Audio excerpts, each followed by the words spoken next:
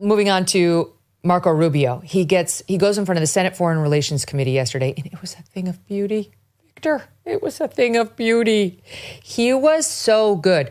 This truly is Marco Rubio in full flower, as they say. He's better than ever. He really is sharp and like verbal jujitsu in a way he was not doing even 10 years ago. Every time you get him, when you sit down interview in the hallway of Capitol Hill, now in front of these congressional committees, just A++ level aptitude and ability to process his thoughts and take on multiple arguments at once. Like it's one guy under fire from all sides and he's got it. It's very impressive, I have to say.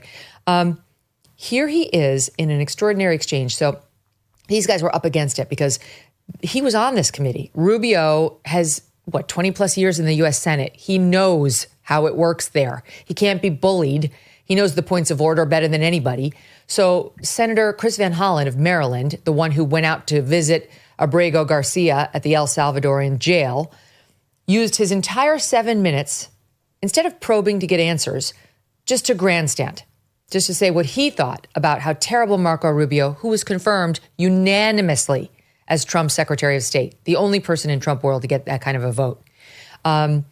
He just railed on him and said how horrible he was and ended it with this little spike the ball in the end zone moment of like, I'm ashamed I voted for you and I take back my vote if I could. And Rubio, most witnesses would be like, okay.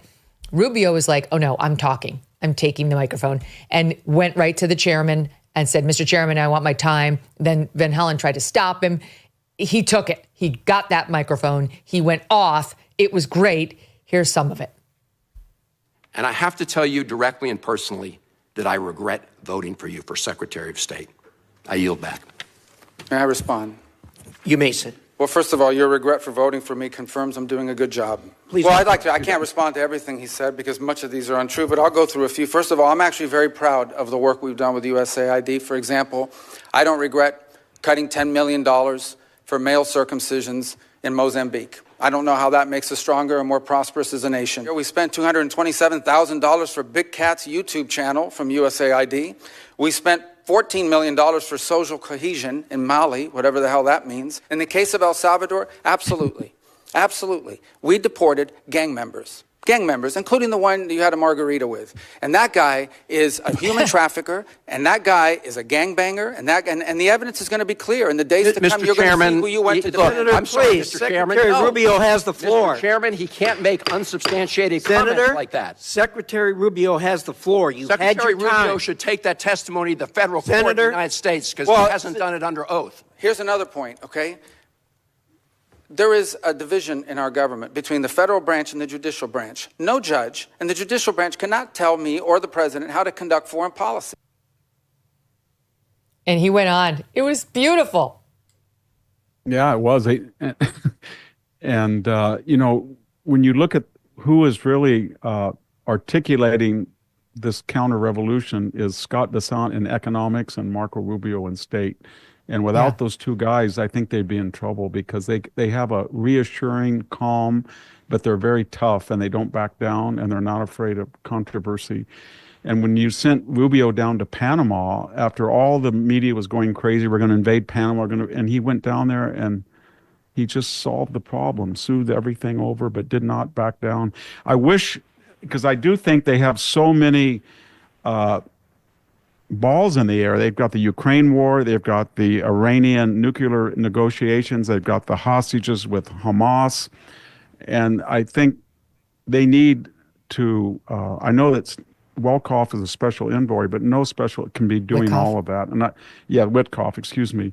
And it would be very wise, I think, if all of that was bundled back into the State Department and Rubio himself, and let Rubio pick the special envoys and operate, just outsource, because he's very competent and he's on the same page with Trump.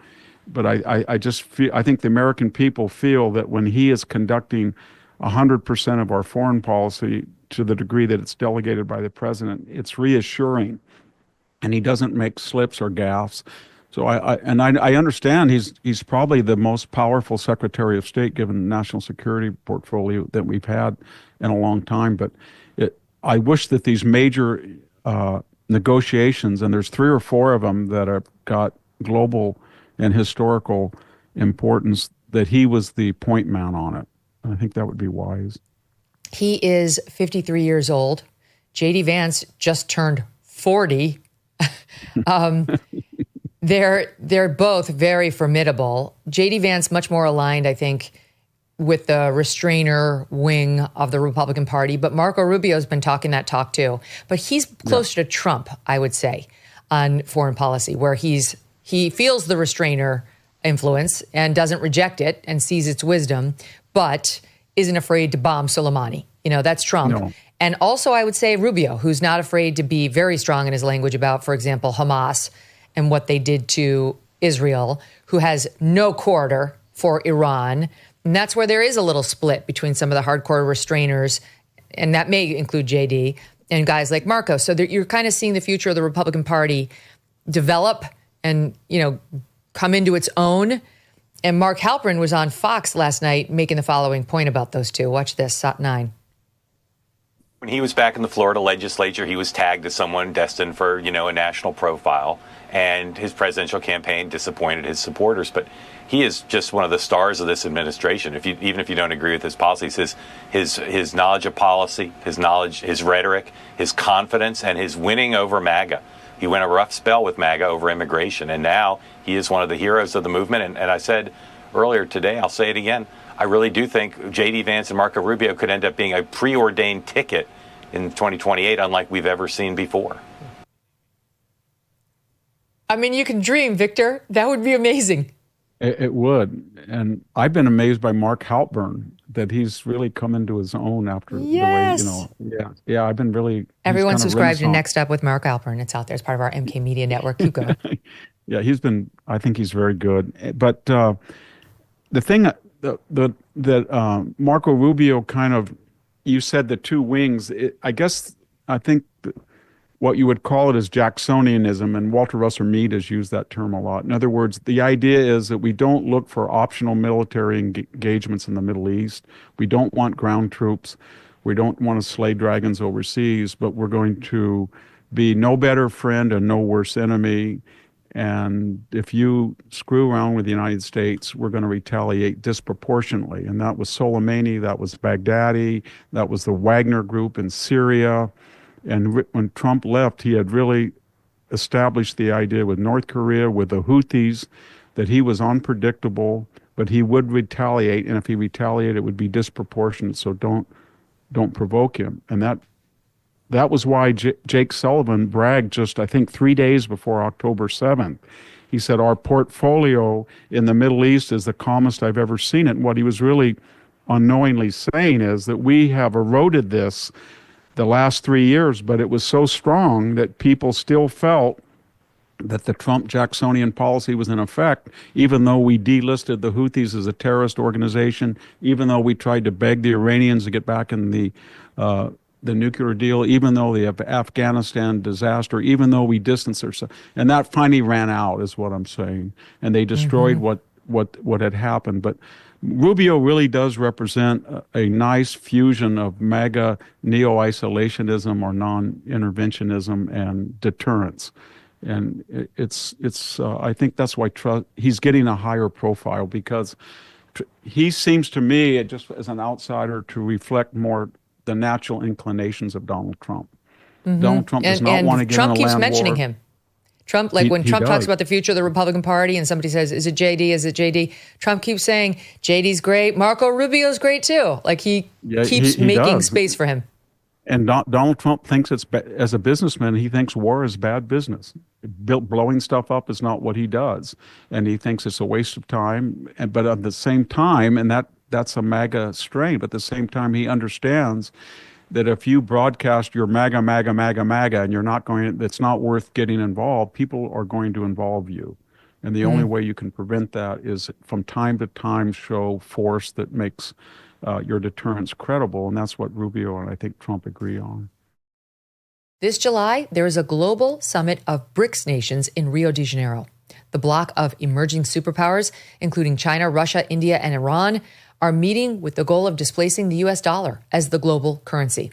They're calling this the Rio Reset. As BRICS nations push forward with their plans, some worry global demand for US dollars will decrease, bringing down the value of the dollars in your savings.